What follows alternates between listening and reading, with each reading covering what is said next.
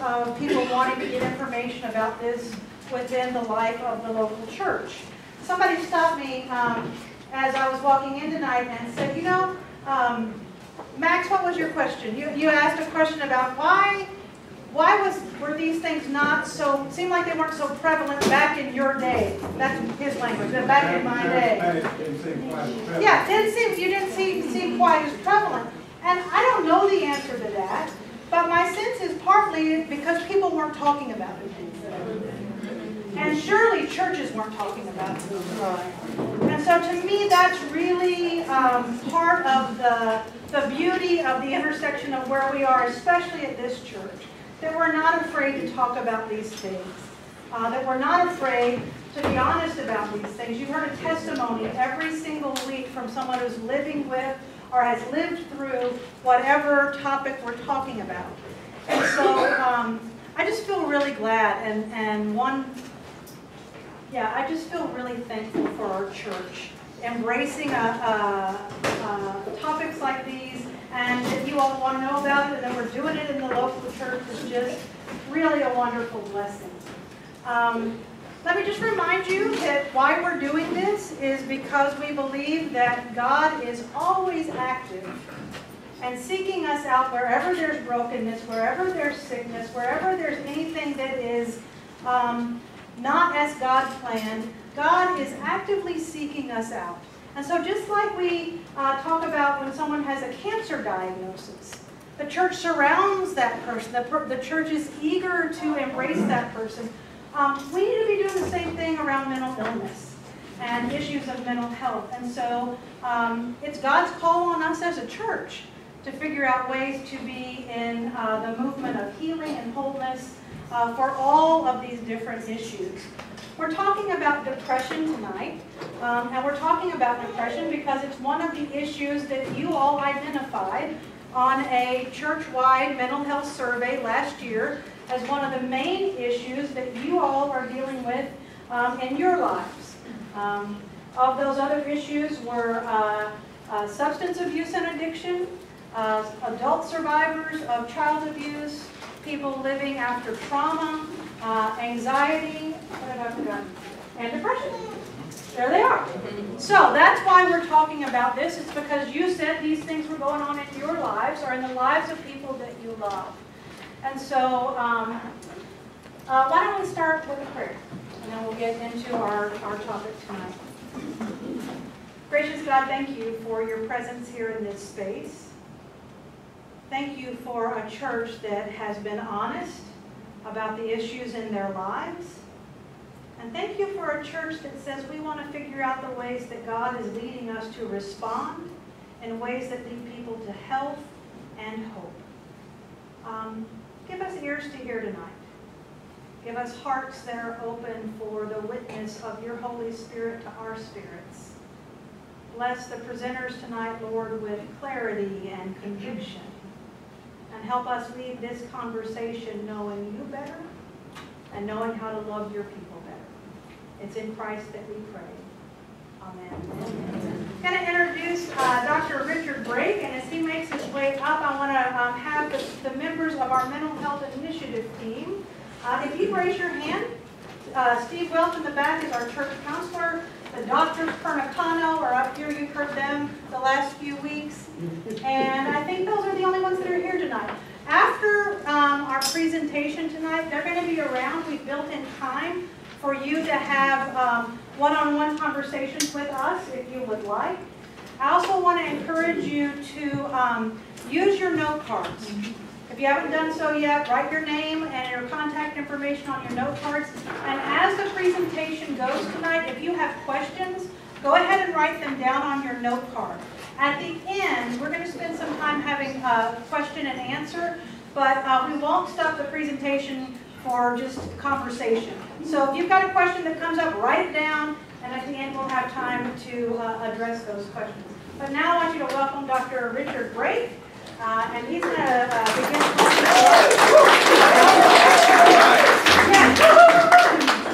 I really want to see the energy go out of the room and say, tonight we're talking about depression. Yeah, so, depression and anxiety anxiety really go hand in hand. They're probably the two most common mental health disorders, probably the two most prevalent. They can be attached to other disorders as a secondary. So for example, a child with ADHD or somebody who has a learning disorder or maybe somebody who has a major medical condition may begin to experience depression or anxiety about that.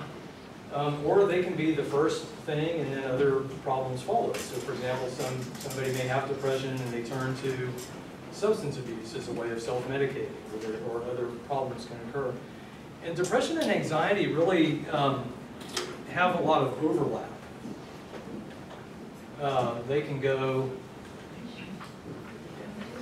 They have a lot of overlap with each other, and oftentimes you see them occurring together simultaneously, or there's a lot of crossover of symptoms. Can you speak more?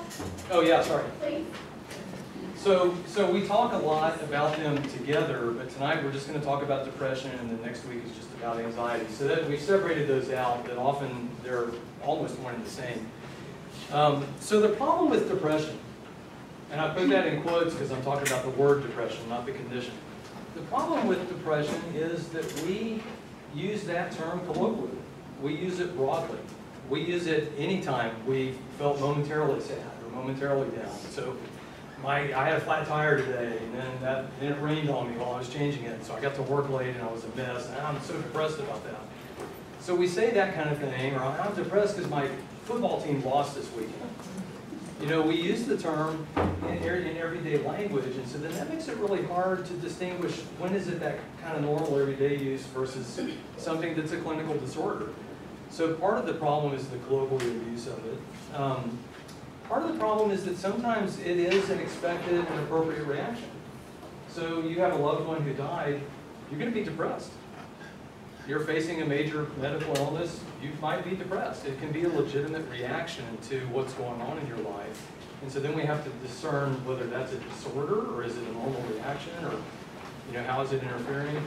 So that makes it difficult. And then there's stigma attached to it. And we've talked about that in some of our other talks, but there's a stigma to mental health issues, and there's a sense that we ought to be better at dealing with it, or if we were stronger, we wouldn't be having this problem, and it makes it difficult for people to seek treatment. So that's some of the problems with depression. We've talked about the continuum in other talks, right? The continuum normal to disordered. So sometimes depression can be a normal expected reaction, like I mentioned, with grief or bereavement. It can move from that. With normal reactions, it generally will clear up on its own, or with the support of family and friends, and with time. It can move into something like an adjustment disorder, where, if you remember, I think Kat talked about adjustment disorder in her talk. Those are disorders that are tied to a certain event or circumstance in your life, so that you're having reactions, which may include depression or anxiety or behavioral problems, but they're really tied to that event, and if it weren't for that event, they wouldn't be occurring for you. And once that event is gone or resolved, these symptoms tend to resolve pretty quickly too. So you can still have clinical level of depression, and it still may be interfering, but it can be an adjustment disorder if it's tied to a specific event. Oh, come on in, have a seat. Yeah, and then the further up the continuum is the depressive disorders. And I say disorders with an S because major depression is kind of the primary one, but it's a family of disorders, and there's different classifications depending on your symptoms and the severity. So a clinician would diagnose that. So what is depression? It is a mood disorder. It's a disorder that affects the body and mind. So your emotions, how you feel about yourself, how you feel about life and the world in general, your thought process, not only thought process as in thinking and concentration, but thought process as in what you think about yourself and what's going on and about the world around you. It includes physical or bodily symptoms, so it can affect your energy level, your sleep, your appetite, your weight, body aches and pains, headaches, things like that. It may involve a chemical imbalance, and there may be a genetic one to depression. So some people are maybe wired to react to life stress with depressive type symptoms, just like some people get migraines or ulcers. Some people may get depression or anxiety. We know that it tends to run in families. So if you have a family history that includes depression, that's not a guarantee that you'll have it, but your risk may be elevated. So there's that genetic component to it. What is it not? It's not just the blues, right? It's not, this is that problem with globalism. You know, a lot of people, when somebody's really having depression, a lot of people say, oh yeah, I get depressed sometimes too. Well, yeah, but not like this, right? We don't say that like about diabetes. You know, we all have kind of sugar highs and lows, but we don't go, yeah, I get diabetic too sometimes. So, but we talk that way about depression, right? So it's not just the blues. It's not a sign of personal weakness. It's not something you should just be able to snap out of or will away, or if you were stronger, you wouldn't be having this problem. So it's none of those things. But our expectations about those things can feed back into it, right? If you expect that you ought to be able to deal with it and you're not, you might really feel bad about yourself. And that feeds back into the sense of worthlessness and hopelessness and low self-worth. So talking about prevalence, how common is depression? Estimates vary, but experts tell us that about 20% of people will encounter depression at some point in their lifespan. So about 1 in 5 people are likely to suffer from depression. At any given time, another way to look at it, so here's some stats from 2016 from SAMHSA, which is part of the National Institutes of Health. On the far left, overall, prevalence rates of adults in 2016 for depression were around 7%. It's a bit higher for women versus men. And then you can see some age group breakdown. It's higher in 18 to 25-year-olds. There's some racial and ethnic differences. But it tends to cluster around that 7% at any given time. The 18 to 25 is interesting, and so the next slide is about adolescents. If you look at their overall rate on the far left, almost 13%, so much higher for adolescents than for the population at large. And then again, you have a pretty large breakdown between male and female. And then you can see some age difference there with it spiking, you know, during the late teens. So this fits with data that we're getting now from college counseling centers. There's a lot of buzz in the associations of college counseling centers about a spike in mental health disorders in general, but especially depression and anxiety. And a lot of what they're talking about is kids are coming into college with less capability to cope. So it's not that their depression isn't real, but they also just aren't ready for that level of independence and able to cope. So I think that's a big issue that our society is facing now, and it shows in these numbers. So diagnostic criteria for a major depressive episode or major depressive disorder, there's A through E. So these will be on different slides. So they're A through E. Under letter A, you have to have 5 or more of the following. And you're thinking, how can there be 5 or more when there's only 5? If there's 9, you're just on the next. So you got to have 5 or more of these symptoms, and they have to occur within the same 2-week period. So there's some specificity to it. You have to have 5 or more in the same 2-week period that represent a significant change for you from your previous functioning. And you have to have at least number 1 or number 2. So it has to include depressed mood. And by persistent, what I mean is most days, most of the time, nearly every day, for that 2 or more week period, your mood is sad, hopeless, lonely, empty, down, crying spells, that sort of thing. And then number 2, markedly diminished interest or pleasure, same thing. For most or all activities, most days, most of the time, you have trouble being interested or taking pleasure in things that you normally would be interested in or pleased with. So those 2 are really highlights, and those help us distinguish from some of the other other adjustment disorders or other issues that might look like depression but maybe aren't. And then there's, weight loss, gain, insomnia or hypersomnia, motor agitation or slowing, fatigue or loss of energy. Number 7, I think, is interesting because it's those feelings of worthlessness or excessive or inappropriate guilt.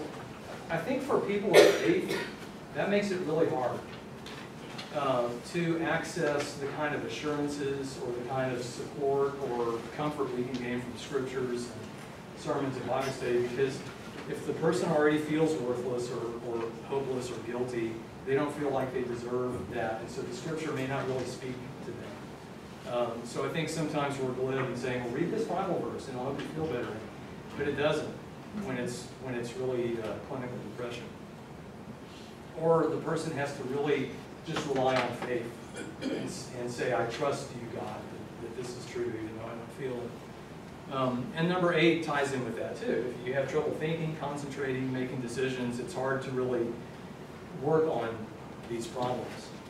And then the last one is recurrent thoughts of death. So morbid thinking, just preoccupations with death, or suicide or dying. And that, it ties back in with the sense of worthlessness. Most people, research tells us, who either attempt or complete suicide don't really want to, but they don't see any other way out. They just have no hope. They feel worthless. They feel like they're a burden to everybody else. They feel like the best way for this to end would be if I just wasn't here. And if that persists and there's no help in dealing with it, it can really take hold and take root and then become a preoccupation that people act on.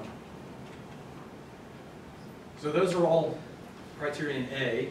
Under B, they cause significant distress in one or more areas of your life. Significant distress or impairment.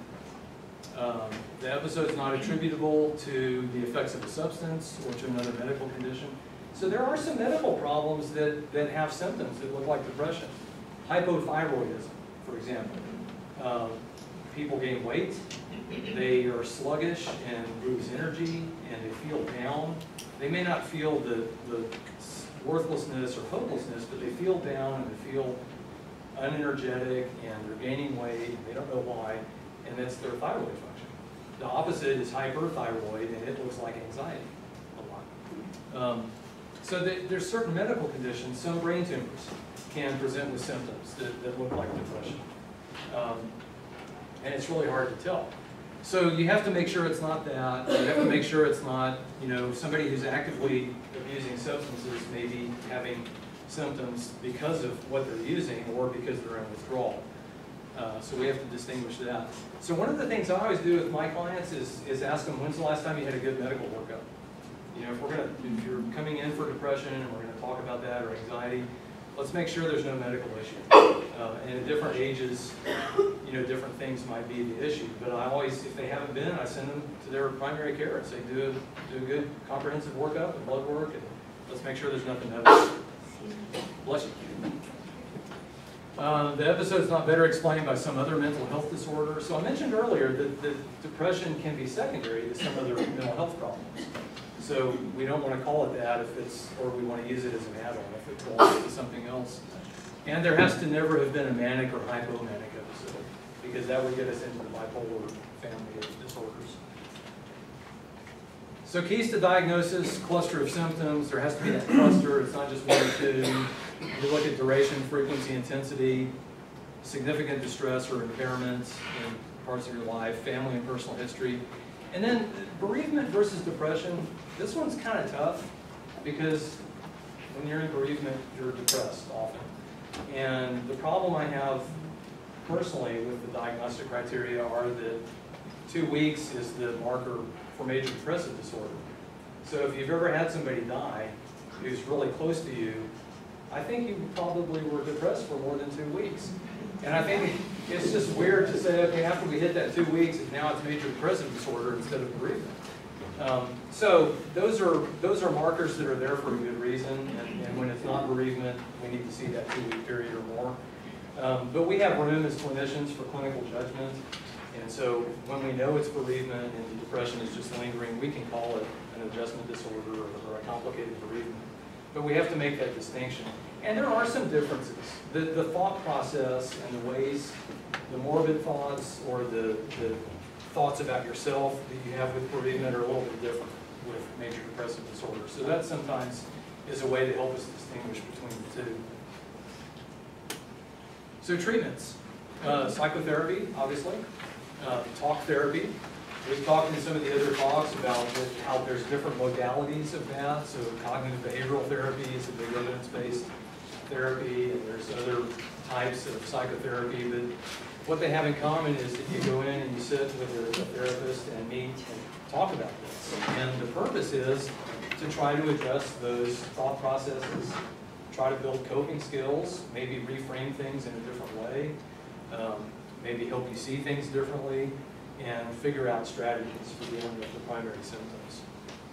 And sometimes it includes training people in healthy lifestyle changes that they can make. And I'll talk some more about some of these a little bit later. Oftentimes medication is part of the treatment for depression. It's not a bad thing. This goes back to stigma, and for some reason Christians have a lot of trouble with this. You guys take medication for everything under the sun, but then you come in and say, well, I don't want to take a medicine for depression. You know, that would be weak. Well, no, it's not. If you have a chemical imbalance and the medication's going to help, then you've got to take it. So sometimes it's needed. Sometimes it's necessary and it's helpful, but maybe not forever. And then we have more intensive treatments available. So sometimes you need multiple medications. Everybody's body's a little different, so most doctors have some go-to meds that they like to try. Sometimes those don't work for some people. So sometimes there's a process of experimenting and trying different meds for a few weeks each until you land on the one that works for you. Most primary care physicians these days, I think, are comfortable dealing with basic antidepressant meds, and they'll give it a try. If it becomes complicated or what they have in their arsenal is working, they'll send you to a psychiatrist who has more specialty and more training and understands maybe more of the nuances. There are some genetic factors which might influence how well you respond to one medication versus another. So sometimes multiples, though, are used. So if the medication you're on, if you got some benefit but not enough, they might add a second medication. There's a class of antipsychotics, which even if you're not psychotic, sometimes work for depression as an add-on to another medication. And so some people get really good success with that. Electroconvulsive therapy, ECT. If you ever watch Clockwork Orange, you know that you have this image of what ECT can be like. And it used to be really bad. It used to be horrible. It was horrendous to watch, and it was a terrible thing. And you know, people just, it was the snake pit days of psychiatry. It's a lot better now. I'm not saying you should do it, but it's a lot better now. So they do it under general anesthesia, and it's a lot safer, and there's fewer issues with the initial administration of it. But really what they do with ECT is put electrodes to your head and administer electric shocks that stimulate certain parts of the brain. And so they either increase levels of dopamine and serotonin, or they activate parts of the brain that may have been underactivated because of the depression. And so there are some side effects. You know, it's not a first-line treatment. This is one of those things you do when all else has been exhausted and you just want to try one last-ditch thing. For some people, it really works. So it's something we haven't gotten rid of, but it's not the first thing they're going to do. But there are some potential side effects to it, and it can be risky, so it's very important to go to a specialist who really has specialized training in that and who can talk through the risks. Less invasive than that, but also a pretty intensive treatment, is transcranial magnetic stimulation, TSM. It's newer, hadn't been around as long, but the evidence is pretty good so far. So you don't need anesthesia for that, and it's not invasive, but what they do is they pass an electromagnet over certain parts of your brain.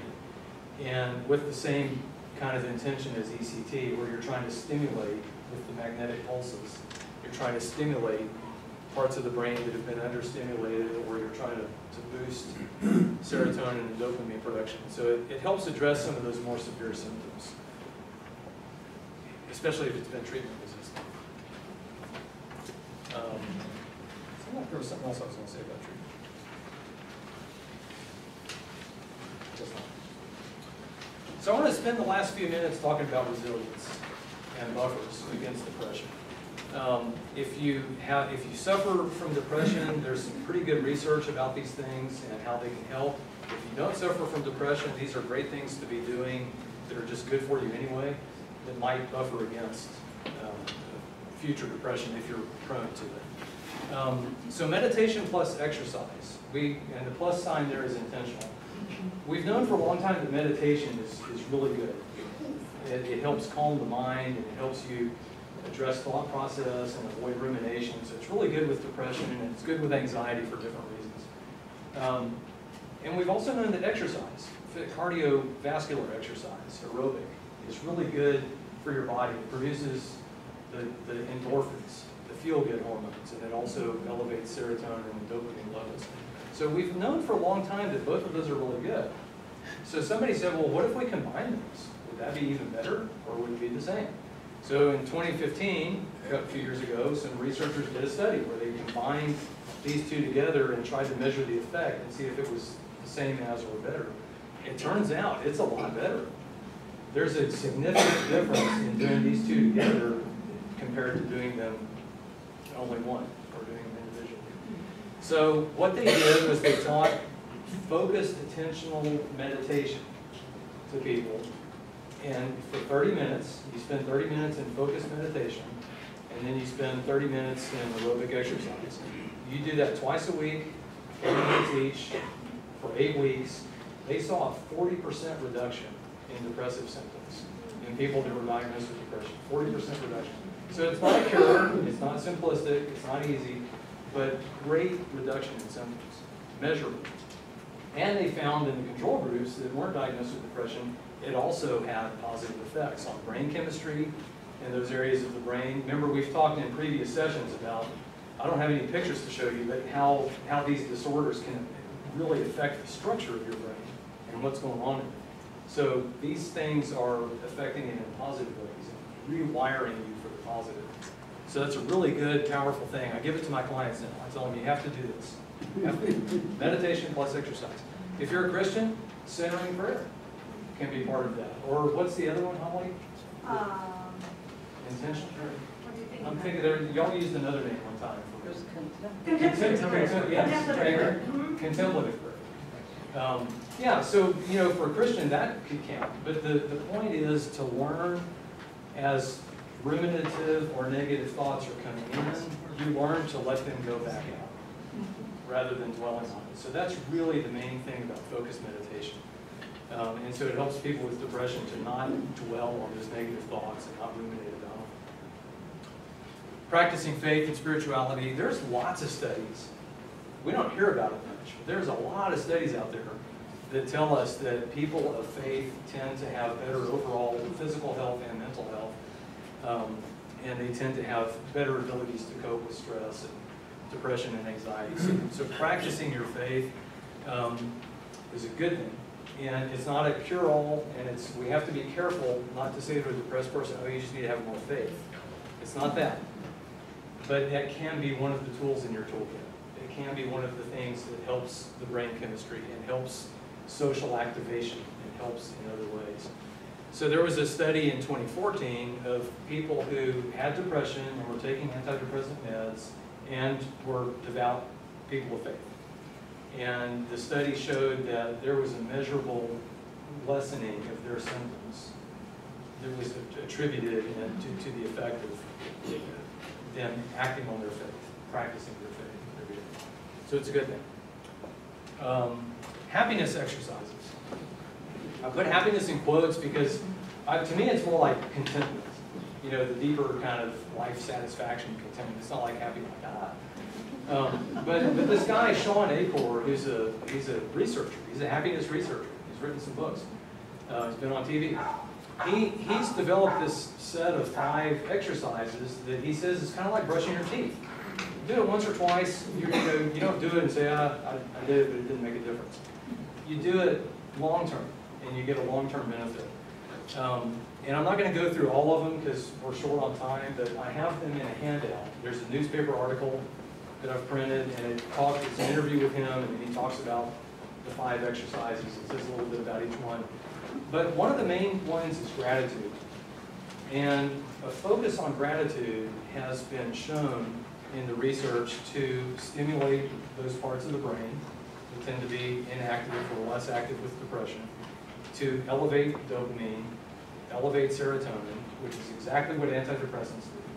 So by doing these things where you shift your focus to gratitude, it helps your brain chemistry, it helps your body, and it helps you have balanced perspective. It helps you be able to see that even in the midst of troubles, there's still some good things happening in your life.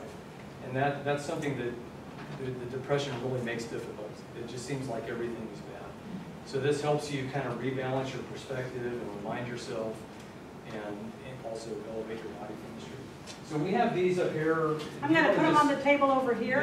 Yeah. And if you want the happiness exercise article, it'll be on this table as you leave. You can pick one up. And if you don't want it, you know what that means.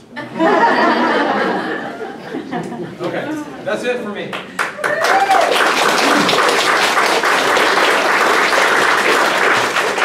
So I love the way that Richard talked about faith and how it can actually help, but also how faith can sometimes, saying to someone who's depressed, you just need more faith, may not be the best answer, right? May not be the best response. In fact, it is not the best response. Also, I want to just pick up on one thing that you said, and then I'm going to introduce our speaker tonight. You know, I have a lot of people come in my office. I think sometimes I'm the first one they talk to about their depression. And I'm not a therapist, I'm not a doctor, I can't make that diagnosis. But often what I'll do is I'll say, let's get you connected with a counselor and start the conversation there. And many times what I'll hear is exactly what you said about medication. Well, I don't want to talk to somebody that's not in my church. Or I don't want to talk to a counselor, I want to talk to a pastor. And this is something that involves all those different modalities. You may need medication. You may need to talk to a physician about it. You may need to have the support of someone that has training different than I do, a counselor, a therapist. We can connect you with that. And your faith is a component in it too. You heard all the ways that faith helps with resilience. But not one of those things is the only answer. So I just wanted to kind of piggyback on that, because every time when somebody comes in my office and says, I don't want to see a therapist, I'm always like, sure. Go to my soapbox. I'm going to go back and pick up a stand for our speaker, and as I do that, I want to tell you a little bit about her. Sometime in the spring, I did a Bible study.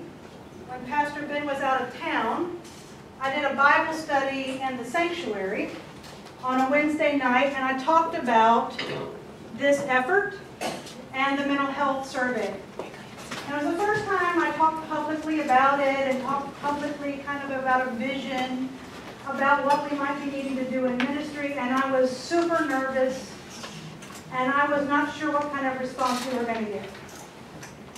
And the next day, I think, I got an email from someone I didn't know. And she said, she talked about being someone that had depression, being someone that had some mental health issues, and how the church was actually not a safe place for her. And that it became a place where she was told things that didn't help her get healthy and recover. And I'm going to tell you that when I got that email back, it was a sign from God that said, keep going. Keep going. And so she showed up here a few weeks ago for one of our other talks and introduced herself to me. And I prayed, and I decided this was a night that we needed to hear her story. So I want to introduce you to Ruth Ann Sinashi. Yay! Yay! It's a Hungarian name. It's hard to say. Ruth Ann was visiting our church some back in the spring, I think. She's a familiar face. This is not her home church. You guys are connected out in the Stone Oak area. Yes. But she is... So we love this church. Yeah, and we love you. And Sinashi family is here as her fan club, and they are connected here as well. So, Ruth Ann, we're glad you're here. Let's do what we do when we have a speaker and invite the Lord's presence to be with her. The Lord be with you. And also with you. Lord, fill Ruth Ann with your strength and your power. Use her story to bring others to the hope and wholeness that we can find in and through you. We give you this time in Jesus' name. Amen. Thank you. Oh, goodness. First, I just want to say, you guys may, when you hear my story, you may think that Dr. Brake and I compared notes and wrote. I was like, well, that makes a lot of sense. Oh. And a lot of that, my personal experience of what he said from a clinical perspective is all here in the story. So just to give you a little background, I grew up in a home that broke apart early in my life. When I was about 3 years old, my mother was suffering from bipolar disorder. I had a big sister, Rhonda, who was about 6 years older than me, and she took on the role of little mama to me. I don't really have any conscious memories of the days when my mom went through the depressive episodes where she would stay in bed for days, or seasons of mania when she would stay out late with friends and even leave us at a sitter's house past when they had turned their lights out and just decided to leave us there for the night. Or when a manic episode found her leaving town with her boyfriend, or spending the night in jail for having his gun found in her purse. Or even when she followed a dynamic Bible teacher around the country during a manic episode. Pretty much all of that I know is just from stories that have been told to me, because I don't remember it. But I do have scars that tell those stories. The anxious attachment style that I showed as an adult when I was first married is like an echo of a little girl who was not getting her needs met. A little girl who felt insecure and unsure about who exactly was in charge, who was making sure that life worked the way it was supposed to. Were the adults in my life going to be here tomorrow? If I was bad, would they decide I was too much trouble and leave? Some of you may be wondering if I got the wrong memo, and I'm planning on speaking about trauma tonight, maybe child abuse. No, I'm not primarily, anyway. But as my story illustrates, so many of these topics we've been discussing are co-occurring. Did the trauma of living with an emotionally unavailable mother have anything to do with the horrible clinical depression I suffered 20 years later? Did the trauma of watching my family break apart and my mother leave contribute to my anxious attachment in my early marriage?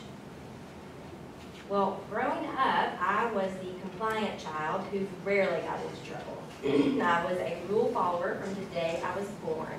And even now, if you don't tell me what the rules are, I'm going to look for them so I don't accidentally break them. But what many people don't understand is that living inside the mind and heart of a people pleaser like me is a little girl who is terrified of rejection and abandonment. Someone who believes at a basic core level that she is an orphan. So I'm going to skip ahead a few years and tell you how depression came and found me. When I was in college, I remember having seasons that were intensely emotional. I think I basically put it under the category of stress and not enough rest. And so I applied prayer and God's Word, and I took a few things off my plate, and things started getting better. But when I was in early adulthood, out on my own, I experienced a similar thing, but it was much more destabilizing. This time I actually found the courage to go see a church counselor, who I probably said, don't make me go to a real therapist. She was the first person that I remember who helped me begin to see the story of my childhood from a child's perspective. I had always thought that because I had no conscious memory of any of these traumatic days, I had escaped without consequence. I was lucky. But she helped me realize that some of these wounds that come early are worse, because a child naturally internalizes all the bad things that are happening around them as my fault. So I added Christian counseling and lots of Christian self-help books to my tool bag and found functional stability again. Then, at 24 years old, I got married.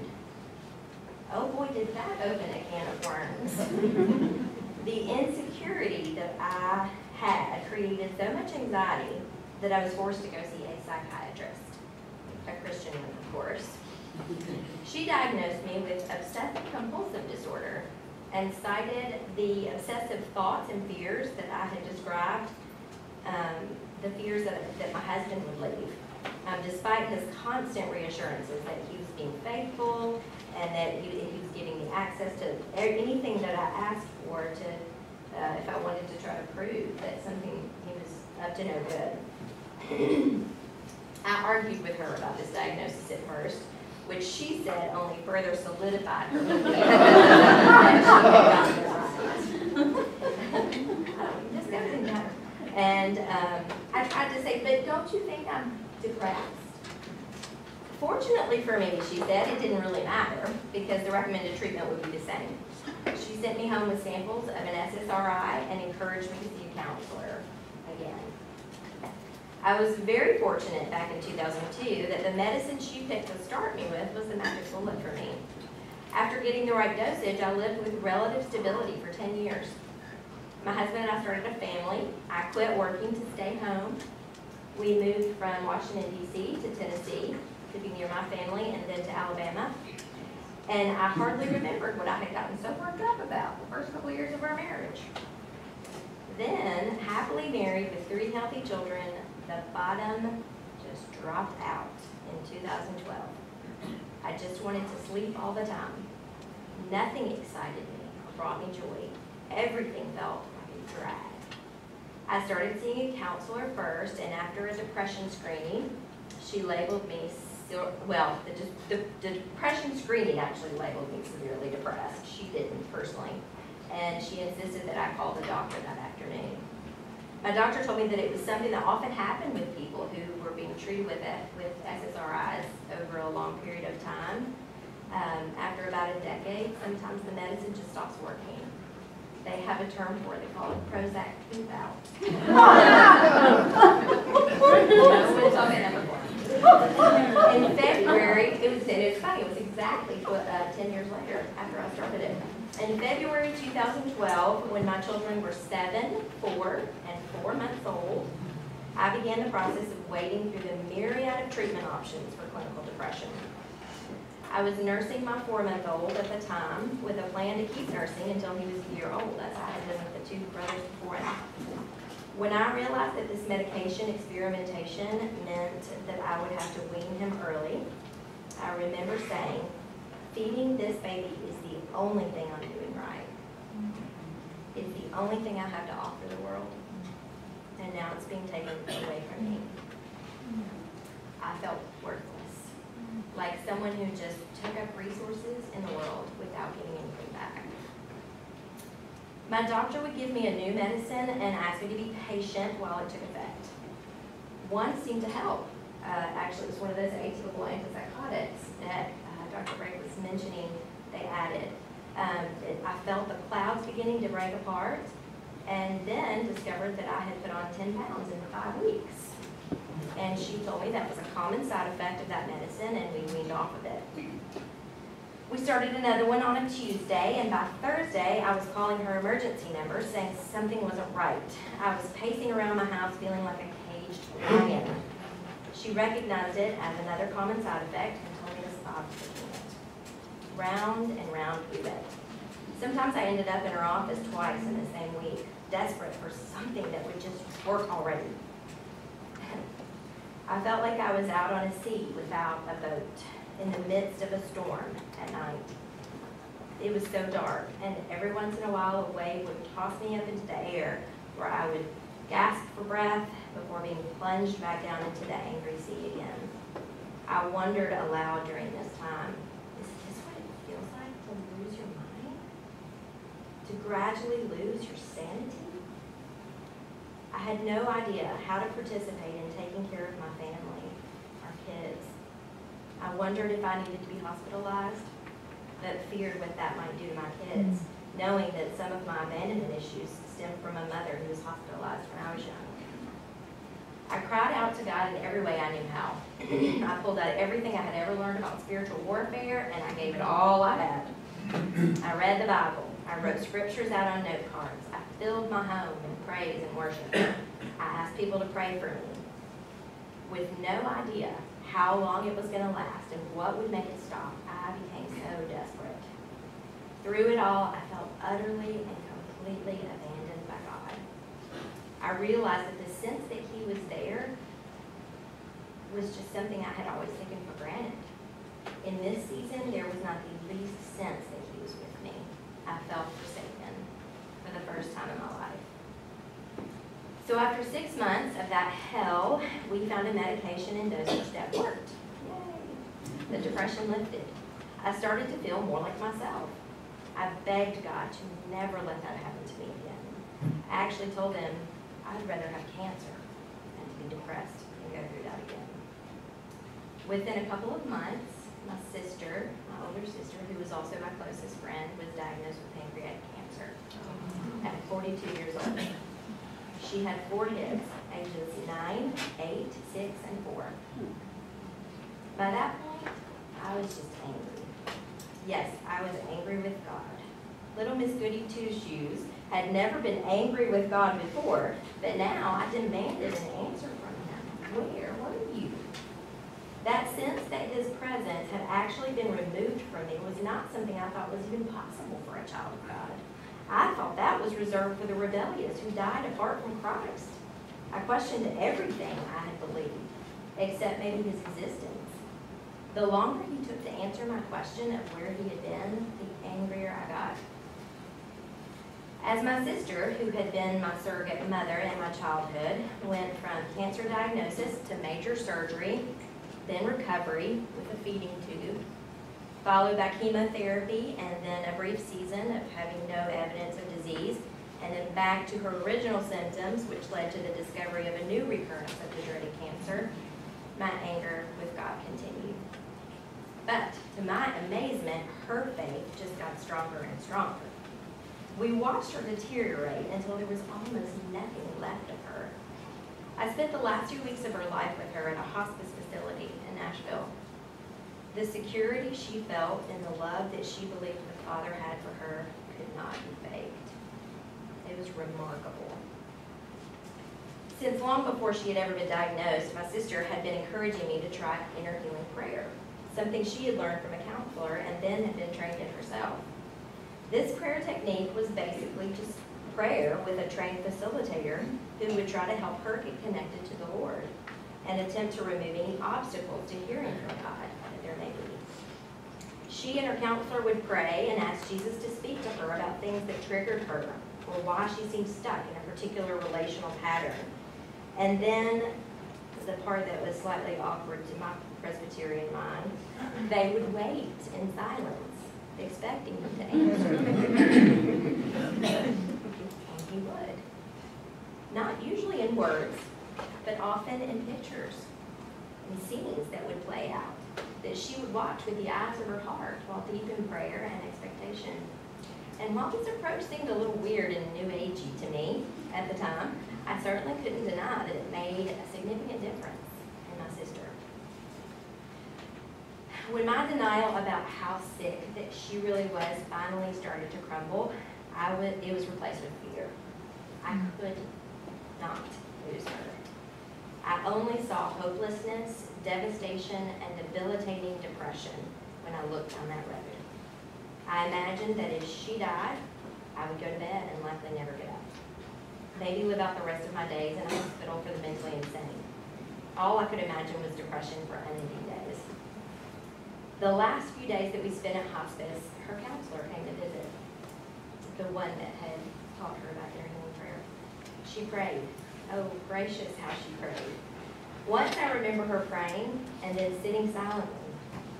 I opened my eyes hesitantly, wondering if she expected one of us to jump in and pray next. Then suddenly she said, he wants us to take communion. She glanced around the room for some elements, and her eyes fell on a couple of Ritz crackers and some leftover grape juice. She blessed them, gave thanks, and offered them to us, including my sister, who had not been able to keep anything down for several days. It was one of the holiest moments I ever remember experiencing in my life. Those days at hospice were like a rebirth. The ice that had surrounded my heart for about a year and a half began to melt. A friendship developed with the counselor, who asked if I would like her to pray with me. I knew she meant inner healing prayer, and at that point I was ready. When my sister died, no one was more surprised than I was about what happened next. While I expected depression to swallow me up, I actually learned the difference between clinical depression and grief, healthy grief. Thanks to God's grace and some effective medication, I didn't go to bed and never get up. Instead, I joined a grief support group. I told my sister's story. I learned how to ask people who were grieving their own losses to tell me about the person they lost. I asked them what they missed about that person. I considered it an honor to sit with them while they cried, recounting the stories of their losses. I honored my sister and her legacy by giving God another chance to answer my question about where he had been during my severe bout of depression. And he did. He reminded me of what seemed like a completely random scenario from my childhood. The scene flashed in my mind. I was in my bedroom playing, and I saw where the sun was shining through the window and making a square of light on the carpet. Then suddenly it disappeared. As I was wondering what happened to it, it came back again, then disappeared. As a child, I remembered thinking, what happened to the sun? Where did it go? As an adult, I was able to interpret what was happening. Clouds were moving across the sky and would move in front of the sun and block it and then blow past it. Without words, I knew what he was saying. He was speaking in the language of the heart. If I could put it into English, it would probably sound something like this. Ruthie, baby girl, I have always been with you. I have never taken one step away from you. I watch you sleep at night. I sing over you. But just like in your bedroom so long ago when the sun seemed to have left, the truth is that it never moved. But a cloud had come in and masked your experience of it. That's what depression does, sweet girl. I hate it. It's part of the broken world you live in. But don't let the deceiver take advantage of that cloud by lying to you and leading you to believe I had abandoned you. I could not do that, ever. My word is true when it says I will never leave you or forsake you. I really am with you always. There really is no place you can go to escape my presence. Well, I had known all the scriptures for years. My problem was not a doctrinal one, but head knowledge fell woefully short in those days. When Holy Spirit revealed this truth to my heart, it meant anything. It spoke to me in the broken places where language doesn't really matter. It healed those places and it restored me, and it's continuing to do so. I got trained in inner healing prayer myself just a year after my sister died. My life has taken on a drastically different trajectory ever since. I understand now why the joy that my sister had despite her disease sustained her through the end. Why she felt like an utter delight to her heavenly daddy. Why she felt like one of his favorites. She had gotten rid of a lot of baggage and learned how to live loved. You may wonder how this affected my mental health. I wondered how it would too. After being stable for 4 years, getting well grounded in my identity in Christ and walking in community of safe people who chased after emotional healing and personal intimacy with God, my Christian psychiatrist and I decided it was worth it to try and go off the meds. I wanted to be free of them so badly. We took it very slowly, taking my dosage down from 300 milligrams to 12 and a half over the course of several months. I was doing fine, never feeling any problems, until we got to that 12.5 milligram dosage. Then I noticed a lot of things that I first chalked up to spiritual warfare. I gathered trusted friends and prayed, resisting the enemy. It didn't seem to help. We did it again, several times. My best friend encouraged me to call the doctor and report my symptoms, and he got me in right away. I went in swinging. I said, it was probably just withdrawal symptoms. I searched for any explanation that would not require me to go back on the medication. Why? Because I had bought the lie, the one that permeates the church, that psychiatric medications were for those who had not done the hard work to deal with their stuff. I appreciated the medication for what it had done for me, stabilizing me enough so that I was able to work on my issues. But now that I was basically done with all that, I thought I should be fine with that. My gracious doctor broke the news to me. I think you're probably one of my patients who will probably just have to manage your illness for probably the rest of your life. He commended the work that I had been doing, encouraged me to keep doing it. He understood my desire to be off the medication, but he reminded me of the Apostle Paul, who asked God 3 times to remove the thorn in his flesh, to which God replied, "Grace is sufficient for you. My power is made perfect in your weakness." He encouraged me to go home and ask God, "What is your grace for me in this season?" The season of attempting to adjust the medications again in order to stabilize me. Of course, I had no idea how long it would take for me to stabilize again. Fortunately, we knew what medication worked this time. I just had to keep increasing the dose little by little until the anxiety and depression lifted.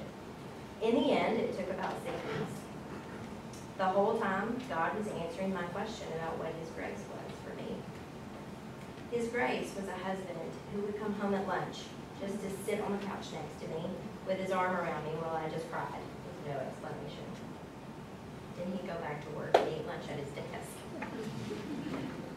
His grace was a doctor who understood mental illness and who loved the Lord and had a wealth of resources to offer. His grace was a tribe of friends who knew how to pray for me and with me when I was able and willing, and how to remove any semblance of shame from their words and encouragement toward me, and on and on and on. So much grace. My previous metaphor came to mind again during this season. I again felt like I was out in a raging storm on a sea, in the dark, tossed about by the waves in the pitch black of night. But this time, I was actually on a boat, holding on desperately to the mast. The waves were crashing over the boat, but none were taking me under. I knew it was going to get better. My husband and I decided our kids were old enough this time, at 12, 8, and 4, to be told about mental illness, and specifically my battle with it. We set them down and told them the following. Mom is sick, but not the kind of sick you can die from, like Aunt Wanda. Also, you can't catch it from her. It makes her feel sad, irritated, scared, and tired. Secondly, it's not your fault. If you see her crying or she's harsh with you, it's her illness that's causing that, not you. Third, you can't fix it. Certainly you can be kind to her and patient, but ultimately it will be God and the doctor who will help her feel better again and act like herself. Fourth, we're doing everything we can to help her get better. And finally, she will get better. It'll just take time. I think our boys weathered that storm pretty well. Our 14-year-old currently says he wants to be an counselor when he grows up. I know some of you came tonight because you love someone who struggles with depression and you're wondering how you can help. I came prepared to address that. My list of suggestions actually looks very similar to what we told our kids. First, your friend is sick. It's not contagious, so you can go visit. Secondly, it's not your fault. If she doesn't want to hang out with you or doesn't return your calls or texts, don't take it personally. It's the disease that causes her to isolate. Third, you can't fix it. Certainly, you can be kind and patient. Offer to bring dinner to her house. Maybe take a couple loads of laundry home with you. Don't expect her to bring your casserole dish back. Go pick it up when you bring her clean laundry. If she has small kids, ask if it would help if you read them a story while you were there, or took them to Chick-fil-A. Does she need anything at the grocery store? If your friend is a male, ask if maybe you can mow his yard. Everything feels overwhelming when you're depressed. Anything that you can do to lighten the task list is a win. If they will let you, just be with them. Don't try to make her feel better. it won't work. And then she'll feel guilty for disappointing you. Fourth, you can help by removing obstacles that prevent your friend from getting the resources that can make a difference in their recovery. Offer to keep kids so they can go to the doctor or counselor. If he tries a new medication, follow up with him often and ask how he's feeling with it. And just listen. And finally, remind him that what's happening is chemical. It's not evidence of weak character. There are treatments, lots of them. Offer hope in the form of reminders that this won't last forever. You will get better. As Pastor Holly mentioned, the church is not traditionally a safe place for those of us who struggle with mental illness. I was hurt by questions like, what about the gospel are you not believing? I could hardly stand to be around people who seem to have it all together and were just so dang happy. It wasn't jealousy exactly, it was more like the contrast between the massive smiles and perfectly dressed families and well-behaved children. It was just so stark against what was happening in my world. It all just served as a reminder of how bad off I actually was. So you can imagine Sunday mornings were not much fun. Small groups were also hard. Everybody knew that the best small groups, the ones who were really doing gospel community, were going deep. Life on life, in your business, being transparent and authentic. But one night we can. Then you may or may not hear from them the rest of the week. I don't think any of my church friends and acquaintances were malicious. Some admittedly had no clue that I was struggling because I put on a pretty good show. Some who knew what was going on were just clueless about what they could do or say. They may have either gotten some really bad theological advice about mental illness or made it up on their own based on some discipleship model that helped them mature in their faith. Some were totally ignorant and others knew just enough to be dangerous. That's why I am thrilled about this mental health initiative that you guys are doing at university. Thank you, Pastor Holly, church staff, volunteers, and mental health initiative team for your work and all the work that you put into educating the church and empowering them to bring God's kingdom into this very, very dark place, right in your own congregation. As I told Pastor Holly in her office last week, you are touching the heart of God with this. I bless your work and pray that God uses it and multiplies it throughout the city, making what you're putting together the standard of how churches address this dreaded topic. Thank you.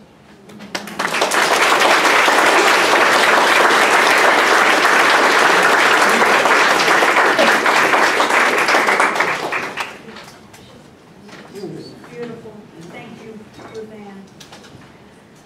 I usually try to do something to make sense theologically at this point in our evening, and I don't know that I really need to do a lot of that. Ruthann, you did it. Yeah, touchdown, as my son would say, touchdown. You did it. I will say this. One of my hopes in this effort was that when we had people giving their testimony or their story, that it would be incarnational hope. So what that means theologically is that it's Jesus showing up in our midst, showing his wounds, and being redeemed. And so Ruthann, you did that so beautifully. I mean, it's almost like I see Thomas saying, show me your wounds so that I know that it's real. You did that, and you also talked about how God can redeem that. So tonight, if there's nothing that you got about depression that kind of meets where you are, I hope you will remember this beautiful woman who stood before you tonight talking about the darkest days of her life, not knowing if she was going to live or not. And she lived. She didn't just live, she thrives. And that is the gospel promise for every single one of us, which is why we have to talk about things like this in the church. And so that's the theological nutshell I'll give you for tonight. I want to give just a little bit of time for questions. If there's anyone that wants to have questions or comments, we will have time at the end. I'll break our time so that you can have, before 8 o'clock, before you've got to go pick up kids, that you can have some time to visit with Ruth Ann or with any of our mental health team that are here, and Steve, our counselor in the back, if you want to visit one-on-one. But just for a few moments, if there's any comments, questions that you want to share in the large group, we have some time to do that. Just raise your hand and I'll call on you. Yes, Carol? May I ask the name of that prayer that you were learning with the counselor? It's called Inner Healing Prayer. There's several different models, but And I'm going to be spending some time with Ruth Ann to figure out more about this and ways that maybe we'll be talking about it as a congregation. Thank you. So be listening for more of that as we get further down. Any other questions, comments? Yes? Yes. How long is her process taking from the time she started therapy to now? Basic, should I say that? No, it's okay. Okay. The basic timeline, it's kind of like when you ask how long were you in labor. It's like, when am I supposed to start? By the time you first saw counselor. The first time I saw a counselor would have been probably in 1999. I think that's the first time I ever seen a counselor. So almost 20 years. So I think one of the things that you said that's so powerful is that your doctor, who I thank God for, says to you, you're going to be someone that's just going to have to manage this disease for the rest of your life. And that's much like our talks about alcoholism and addiction. There's no cure. You manage it with all the different resources you have for the rest of your life. So, yeah. Other questions, comments? Yeah. Thank you. I have a question for the doctor. Yeah. Because my daughter was diagnosed with mental illness at 15, and our struggle was the whole medication route. Why does there seem to be this magic? Well, when she turns 18, we'll be willing to try XYZ, which she is past that age now, but do you know why in the adolescent world, why we're so hesitant, A, even give a diagnosis, but even to treat it with medication? So I want to make sure everybody heard. She's asking about adolescents being diagnosed and treated with medication. Yeah, I don't know that there's a set answer to that. That may have just been a very conservative physician. There is some higher risk of suicidal thoughts and behaviors for even depressed adolescents who take certain antidepressant meds, so that could be part of it. There's better meds now, and doctors are more educated about it, and they watch it better. But I've seen a lot of young children and teenagers going on antidepressant meds, so it's maybe things are changing, or maybe that was just a very conservative thought. Yeah, some docs are so conservative, they'll only use on-label and not off-label that are approved for. Well, there aren't as many drugs approved for kids and teens because they don't want to study them, because they don't want to put them through that in a study. But many docs are less conservative and will go ahead and use off-label quite successfully. That's a good one. Any others? Thank you for your attention tonight. Thank you for the way that you treated our speakers with the sacred nature of what they both shared. It's just beautiful to kind of feel how the Spirit was present in our room tonight as you listened to each one of them. I have a couple of things I want to tell you about before we break. One is the note cards on your table. Go ahead and leave them on your table. Make sure you've got your name on them. If you have questions or comments or things you want me to be thinking about as we think about the future of what we're going to be doing with mental health ministries, that's helpful for me to know. I look at the cards every single week. So if there's something you want me to know, write it on your card. This will be posted online as long as Ruth Ann is good about her testimony. Oh, I've got friends that are like, when's it going to be posted? So this will be posted online within the next week. Our other sessions that we've done are being posted currently. So all of our sessions will be online, and if you can't find them on the website, let me know and I'll talk you through that. They're a little bit hard to find, right, Sarah? Go under Care and Community and then you'll find it. But if these conversations have been helpful for you, and you want to keep talking about these issues, we're going to continue the conversation in a very creatively titled event called Continuing the Conversation. That will be on the first Sunday of the month in October, November, and December. We don't know exactly the form that's going to take, but we know we need to keep talking and figure out where God's leading us. So let me know if you're interested in being a part of that. Some RSVP is helpful because we'll have some kind of lunch. I don't know. We'll have something to eat. And, so that'll help me. If you're interested in being a part of that, let me know that too. Okay. Mental Health Initiative team folk, would you raise your hand and identify yourself? So these are the folks that are going to be around, willing to visit and talk with you if you've got questions or concerns. Ruth Ann, you can hang out for a little while. All right, would you join me in just giving appreciation?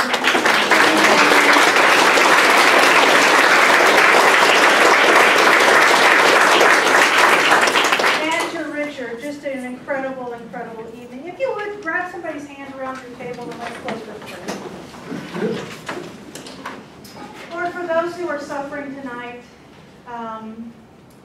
with depression, those that we love, those that we know, those that are in this room, those that are part of our community, that we don't know, we pray, oh Lord.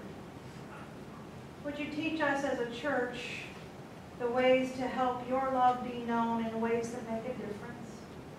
Would you help us as a church, Lord, to point people to the resources in the medical field that can help them? Would you use us as a church, Lord, to point people to the resources in counseling and therapy that can help people in these places? Just continue to guide us, Lord, that we might be a place in the city of San Antonio that people would know they can find help, they can find hope, and through your grace they can find healing. This is our prayer in the name of Jesus. Amen. Amen. Next week's our last one.